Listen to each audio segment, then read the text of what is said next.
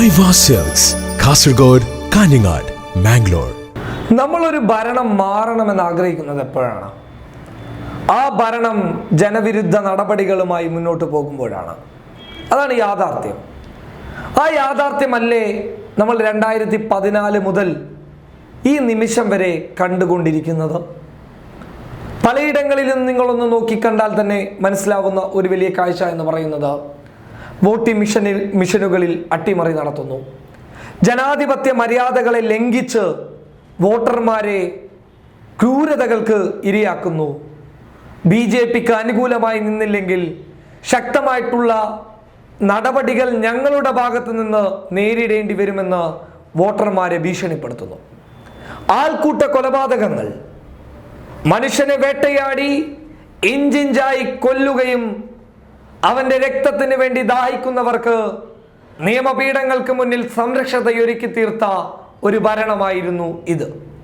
അല്ല എന്ന് പറയട്ടെ, ട്രെയിനുകളിലും ബസ്സുകളിലും എവിടെയായാലും കൊലപാതകങ്ങൾക്ക് ഇക്കൂട്ടർക്ക് ഒരു പ്രശ്നമേ അല്ലായിരുന്നു. ഇവർക്കെതിരെ നടപടികൾ എടുക്കുന്ന ഉദ്യോഗസ്ഥരെ പരസ്യമായി വെടിവെച്ചു കൊല്ലുന്നു. അതിനും അവരെ സംരക്ഷിക്കാൻ നിരവധി ആളുകൾ. ഒരു നാട്ടിൽ അല്ലെങ്കിൽ ഒരു സംസ്ഥാനത്ത് അവിടെ ഭരിക്കുന്ന മുഖ്യമന്ത്രിക്കടക്കം അവിടെ നടന്ന വ്യാജ ഏറ്റുമുട്ടലുകളിൽ പങ്കുണ്ട് എന്ന തെളിവുകൾ പലരും മുന്നോട്ട് വെക്കുമ്പോൾ യാഥാർത്ഥ്യത്തെ നമുക്ക് കാണാതിരിക്കാൻ വേണ്ടി സാധിക്കില്ല. രാജ്യത്തെ യുവാക്കൾക്കിടയിൽ തൊഴിലില്ലായ്മ രൂക്ഷമായി നിലനിൽക്കുന്നു. തൊഴിലില്ലായ്മ കാരണം ആത്മഹത്യയിലേക്ക് പോകുന്ന ഒരു വക്കിലേക്ക് രാജ്യത്തെ യുവാക്കൾ എത്തി നിൽക്കുന്നു. സത്യമാണ്, പരസ്യമായ സത്യമാണ്, രഹസ്യമായ സത്യമല്ല. രാജ്യത്ത് സാമ്പത്തികപരമായിട്ട് പല രീതിയിലുള്ള പ്രശ്നങ്ങൾ ദിവസേന കടന്നു വരുന്നു. നോട്ട് നിരോധനത്തിന്റെ ആഘാതം രാജ്യത്ത് നിന്ന് ഇതുവരെ വിട്ടുപോയിട്ടില്ല. മറ്റൊരു കാര്യം, വർഗീയതയുടെ കടന്നുവരൽ ഒരു പരിധിവരെ നോക്കിക്കഴിഞ്ഞാൽ ഇന്നോളമില്ലാത്ത രീതിയിൽ കടന്നു വന്നു എന്ന് പറയാം. മുസ്ലിമിനെയും ദളിതനെയും വേട്ടയാടുന്ന ഒരു സാഹചര്യത്തിലേക്ക് കാര്യങ്ങൾ കടന്നുപോയി. RSSനെ എതിർക്കുന്ന ഹൈന്ദവരെ പരസ്യമായി വേട്ടയാടി ഇല്ലാതാക്കുന്ന ഒരു സ്വഭാവ രീതിയും ഈ ഭരണത്തിൽ നമുക്ക് കാണാൻ വേണ്ടി സാധിച്ചു. കർഷകർ ഉടുതുണിയില്ലാതെ ഈ സർക്കാരിനെതിരെ പ്രതിഷേധിക്കുന്ന ഒരു കാഴ്ച വിളിച്ചു പറയുന്ന ഒരു സാഹചര്യമുണ്ടായി. മഹാരാഷ്ട്രയിൽ നടന്ന കിസാൻ ലോക് മാർച്ചിനെ എടുത്തു നോക്കിയാൽ തന്നെ സത്യങ്ങൾ വെളിപ്പെടുന്നതാണ്. കാലുകളിൽ വ്രണം ബാധിച്ച് ഒരടി പോലും മുന്നോട്ട് വെക്കാൻ പറ്റാത്ത സാഹചര്യമുള്ള ഒരുപാട് കർഷകർ അവരുടെ ജീവിതത്തിന് വേണ്ടി മഹാരാഷ്ട്രയിൽ അണിനിരന്നു. പലയിടങ്ങളിലും കിസാൻ ലോക് മാർച്ച് രൂപപ്പെട്ടു. കർഷകരെ ഇല്ലാതെയാക്കി. അവരുടെ പ്രശ്നങ്ങളൊന്നും ഈ ഭരണകൂടത്തിന് ഒരു വിഷയമല്ലായിരുന്നു.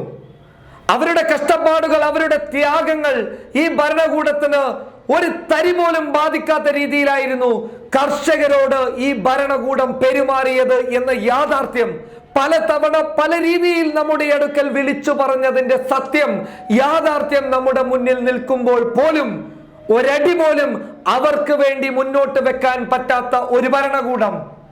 ആ ഭരണകൂടമാണ് ഇപ്പോൾ പറയുന്നത് ഞങ്ങളെ വീണ്ടും അധികാരത്തിലെത്തിക്കണമെന്ന്.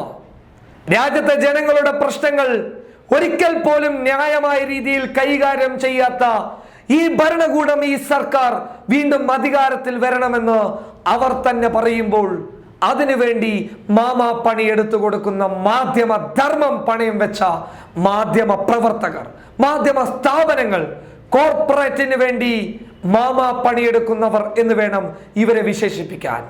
അവര് പറയുന്ന സത്യത്തെയല്ല, അവര് പറയുന്ന യാഥാർത്ഥ്യമില്ലായ്മയല്ല നമ്മൾ മുന്നോട്ട് വെക്കേണ്ടത്, ധർമ്മത്തെയാണ്. പാവപ്പെട്ടവർ, സാധാരണക്കാർ, കർഷകർ പറയുന്ന യാഥാർത്ഥ്യത്തെയാണ് നമ്മൾ മുന്നോട്ട് വെക്കേണ്ടത്. ആ യാഥാർത്ഥ്യം 23-ന് വിജയിക്കുമെന്നുള്ള ഒരു വിശ്വാസത്തിൽ നമുക്ക് നിൽക്കാം.